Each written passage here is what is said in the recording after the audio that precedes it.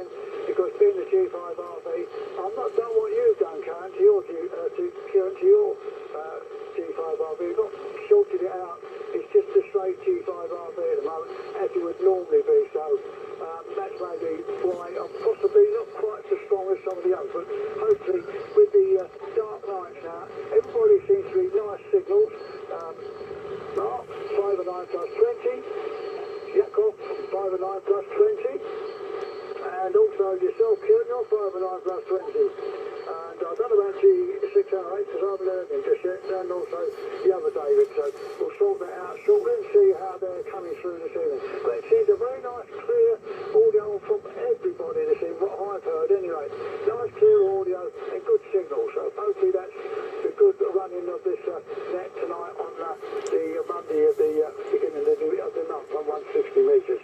Right, enough waffle for me now, and it's not good morning or good night, it's good evening for me.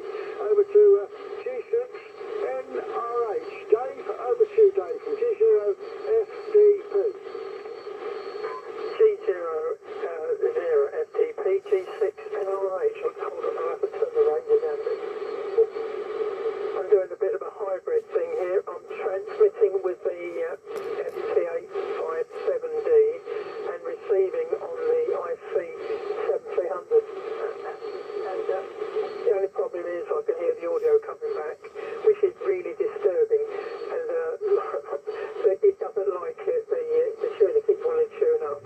So maybe it's not a fantastic thing to do. But hopefully you can still hear me. Yeah, I've got an end-fed 80 metre half wave, which I'm using for the FT857, and it seems to be doing the trick. So I mean, hopefully you can hear me. And I suppose time will tell. If not, I'll just go straight back on to the IC7300. But everybody has been a fantastic signal. I started doing it earlier just to listen with the 857, and I've got a noise of 9, S9, so that's why I changed over. Guy was first 5 and 5. Mark was 5 and 4, which is unbelievable because he's so close. Also, Jackal, you were sort of 5 and 5. Kieran was about 5 and 4, but once I switched it all over, you're all 5 and 9. Lovely signals using that as the receiver, and we see how it goes. Hopefully you can hear me and my audio's okay. With that, I'll quickly pass it over to you, David. 20H8Z, Golf 6 November Romeo Hotel in the group. Golf 6 November Romeo Hotel, 2 Echo 0 Hotel Zulu returning. Yeah, good evening everybody. So nice to see you on the net tonight.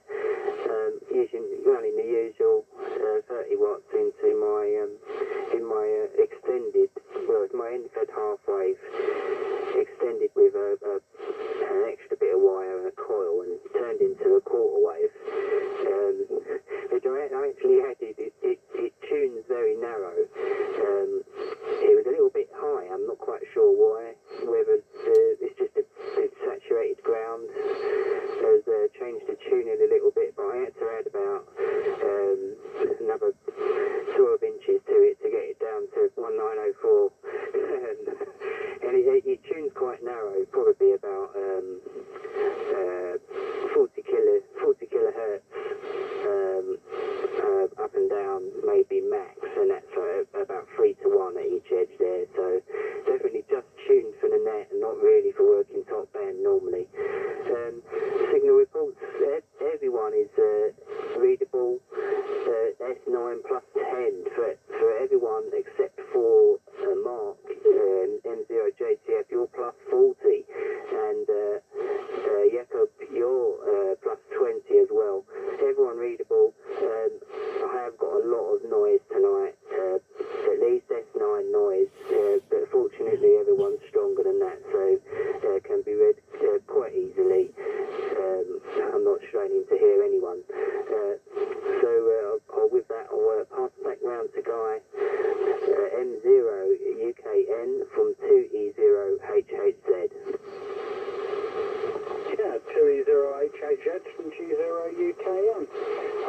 Ricky. Well, I'm just I'm watching on Hat Green, and yeah, people are quite good signals on Hat Green. I'm watching myself at the moment on Hat Green, but obviously I've turned the sound down, but I can see myself a reasonably good signal, and I got it switched on when you came up, Jacob, and you're making it up into Hat Green as well. Dave, you're probably the weakest NRH. You're probably the weakest signal, but still, you know, fully copyable and, you know, no stress whatsoever. Yeah, but everybody else is 5.9 plus, no problem at all. Likewise, running about 30 watts from the Icon 7300 at the moment. Quick one for you, Mark, as I'm going to be passing it back to you anyway. I've been doing some sorting out, and you're always quite a generous type when it comes to sorting out, and I found something here that I didn't realise I had a spare one of, and I'm going to point in your direction if you like it. It's a safe block.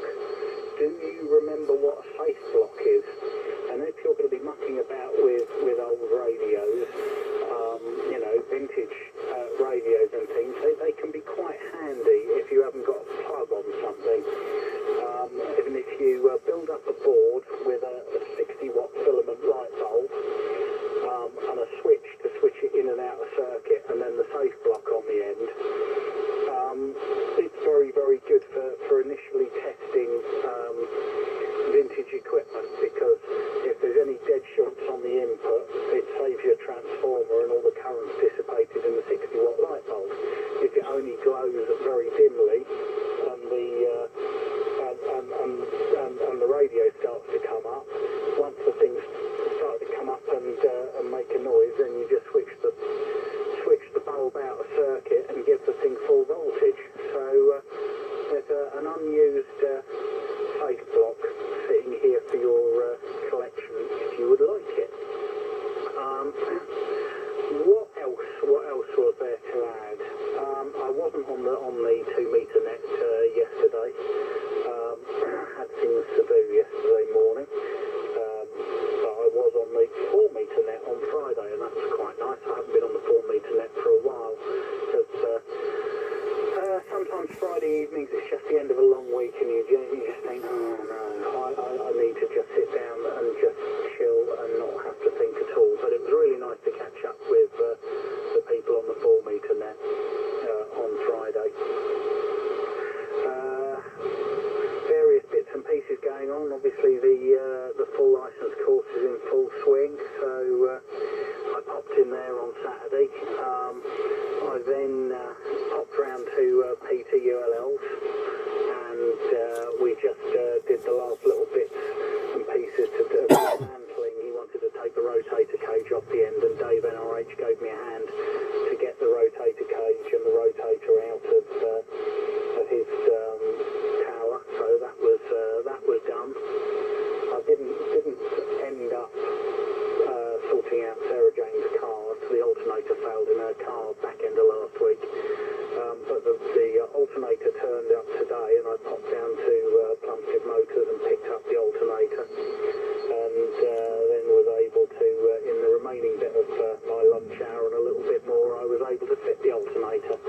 So her car is now all systems go again, so that's quite good.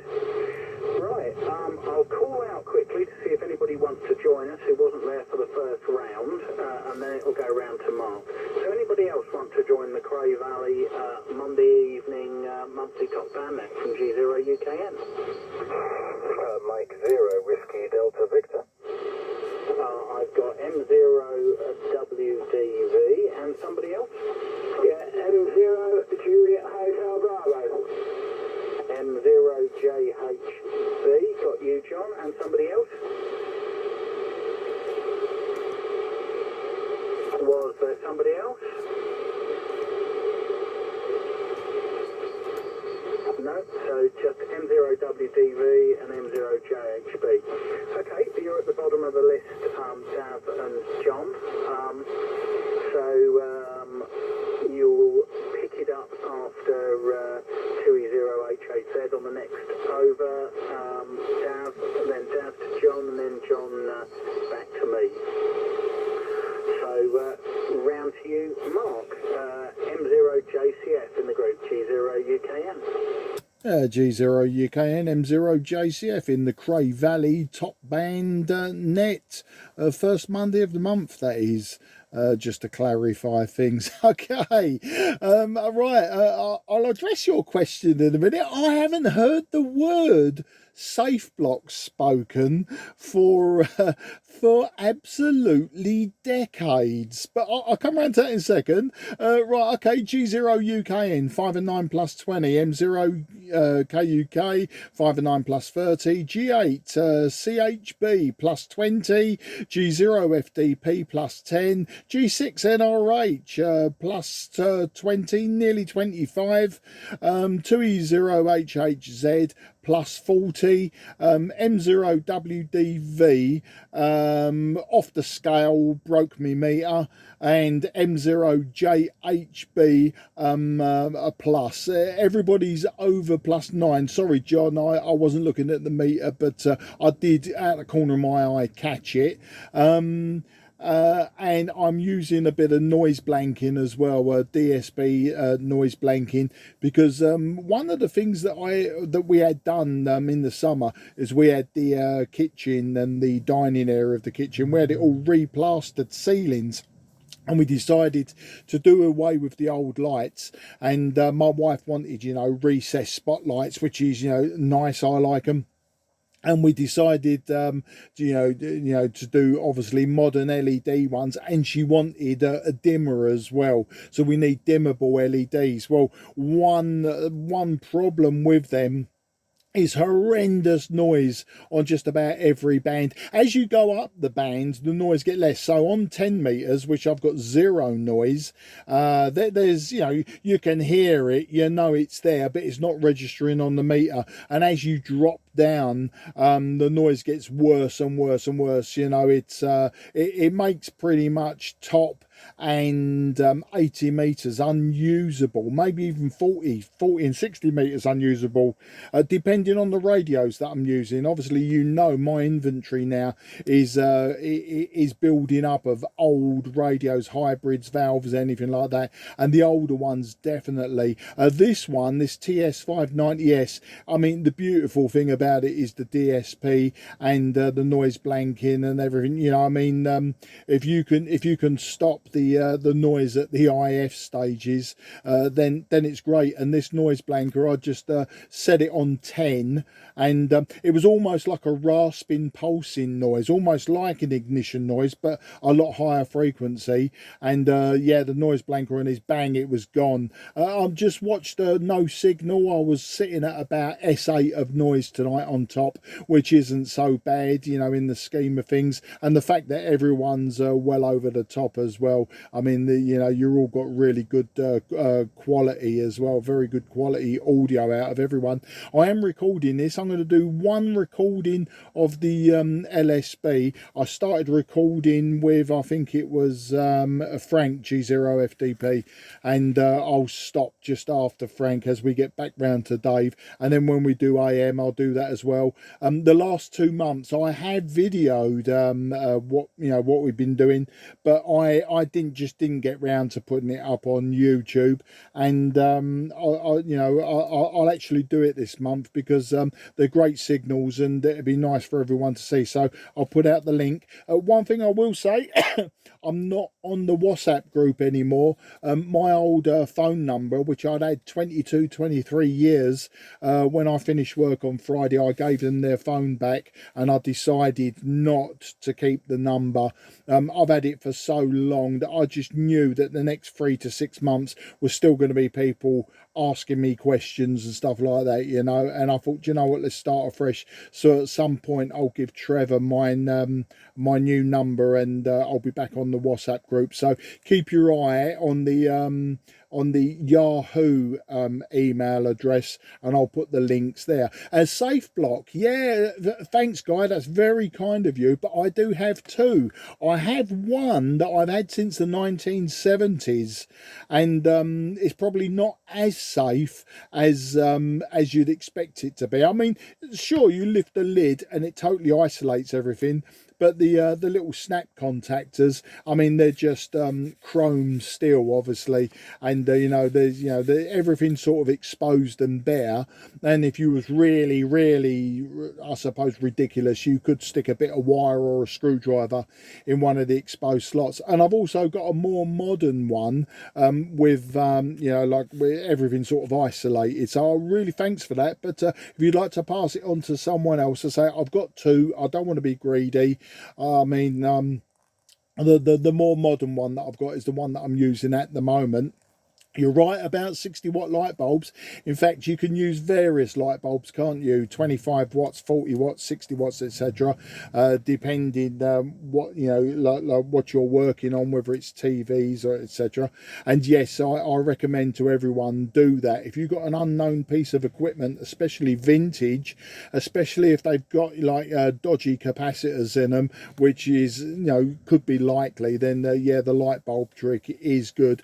I also got a couple of variacs as well, only small ones, a small variacs, so I can always bring voltages up slowly as well, which is which always a prudent measure. As I said, I don't know if everyone caught the beginning of the net, but I do now own 3 Kodar AT5s. I've got one power supply now, one power supply that I was building, but at some point I will get me a finger out my backside, and I will get them up and running now that I'm not in full-time employment anymore. We use the word retirement, it does seem a bit strange at the moment, but especially as, like, I don't know, in a certain amount of time I may decide to take up a job of some sort. I don't know, we'll see. But anyway, rambling and waffling on as I do, I will get these Kodar AT5s up and running. Now, I don't need 3. They're all slightly different to look at. I'm not saying I'm a collector or anything, but I would like to probably hang on to them, but I don't need 3, so I will be willing, as and when they're all up and running, I will be willing, to pass one around club members that join this net, and if you all want to have a go of one, we sort of bounce it around and everyone can try. I've got a couple of crystal microphones as well that I've been collecting those. I used Guy's idea of using his Kossor microphone from an old tape recorder from way back in the day, and I've got a couple of those. They're not Kossar, but they are from old tape recorders, and they're lovely made. They've got really heavy basses to them, really nice clamps, and they're nothing plasticky and horrible. But of course, being that if they're using Rochelle salts, there's a chance, of course, they'll never work. But we can cross that bridge. We can go across across that bridge as and when. I sort of lose the track of what I was saying, where I was going and where I shouldn't be going. So I'm going to hand it round to Jakob now. M0KUK from M0JCF in the Cray Valley top band net. M0KUK returning to the group. That's so interesting. And good evening, Dave. Good evening, Dave. Nice to hear you guys. I'll start with what I missed last time. Kieran, your plus 40, great signal. Frank, plus 20. Dave, G6 and R8, if I'm not mistaken, 5.9. But all good, all clear, so no issues whatsoever.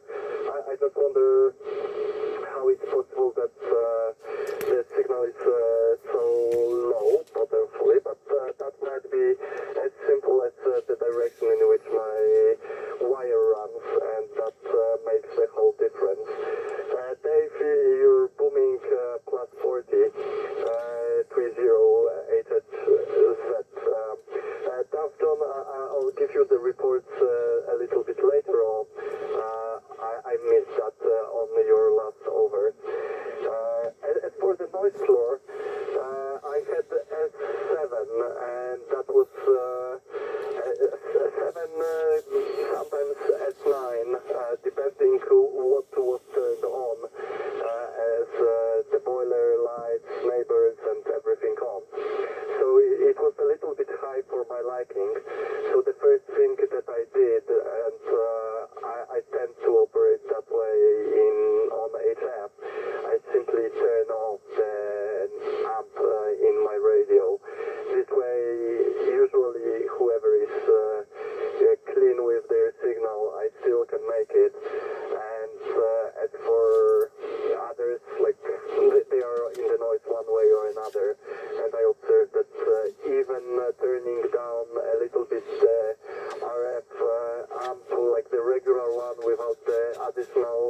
preamp, it makes a whole difference. And I try also to keep my audio down to reasonable levels, because a lot of noise is more amplified than whatever intelligible pitch there is. So I still prefer running my amps a little bit low, sometimes with attenuation, but no need for that. Okay, that's one thing. The other thing, maybe a little bit of question, query, or just sharing my experiences as we go with the tuner that I'm testing. So the reason that I said before I wanted to test it and give it a little bit more go, and understand things a little bit better. Up till now I was mainly running tuned antennas like and fed. It's great, it's halfway, 40 meters, 20 meters, no issues whatsoever. SWR pretty low, nice, beauty. But for 80 or 160 it doesn't work, and simply a little bit too high. This tuner actually works fine, but what starts right now even, it's got tuned and it shows that SWR is pretty low, but as I speak, and especially when I turn power a little bit more, which I'm not doing right now for the sake of the experiment, but I did during the contest, for example, over the weekend, then the SWR starts swinging, and even right now, even though I believe I'm not shouting, SWR, at least on the tuner, can swing more than 2 or sometimes even above 3, which then means that effectively, at the end of the day, I land up in a position where the tuner switches on, and because it's auto-tuned, I have little to no control of what's there, so it starts tuning all the way, and like, I'm curious whether that's the right behavior or something is wrong in the setup that I have. But that's a totally different story, and something that I would like to understand better.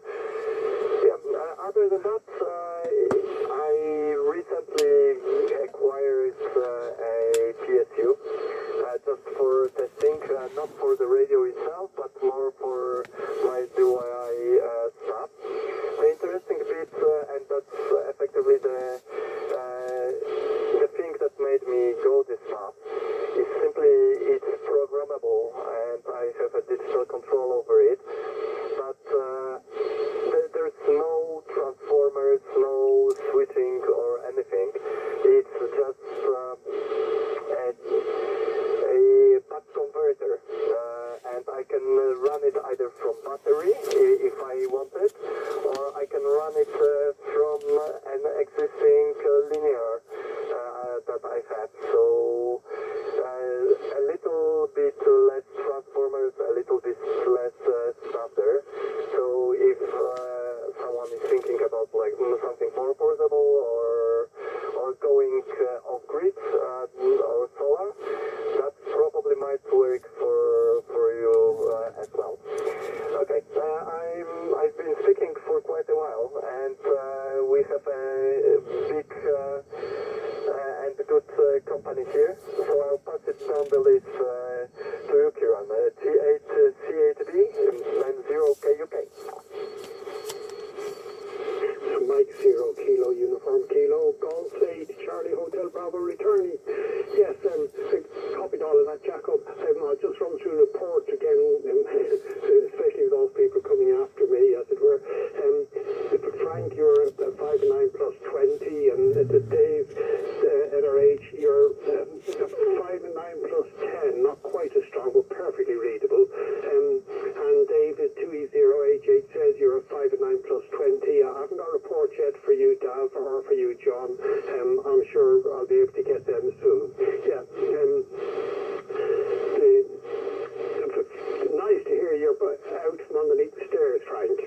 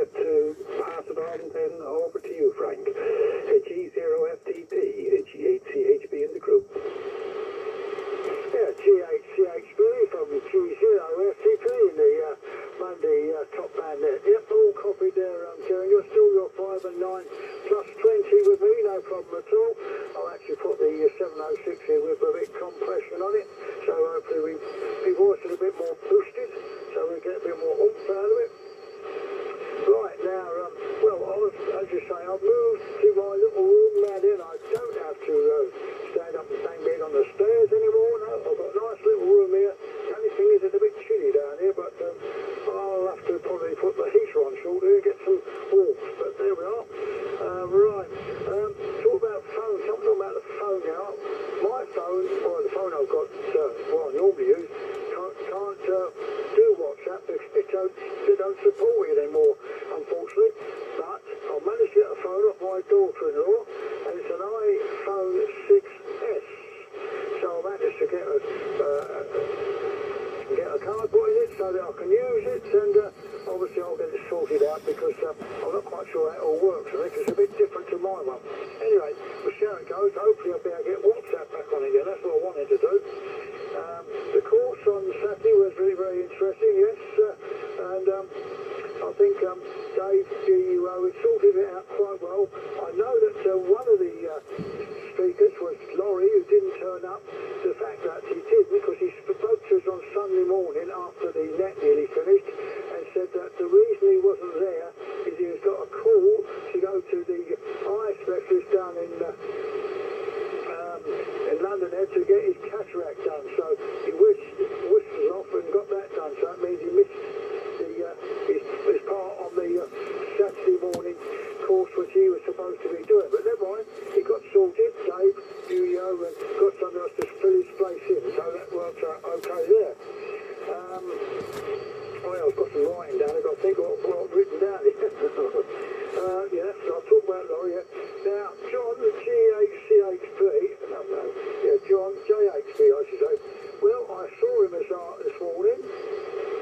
This afternoon it was. I was walking down to the Eltham Medical Centre because I had to go and get a blood pressure check to make sure I've got enough blood in my body and it's all okay. And I saw John saw me actually as I was walking past where they're sitting down, he's having his cup of tea and his whatever he's eating there, and he went and shouted, "Hello there, Frank." And I said, "Oh, hello there, John."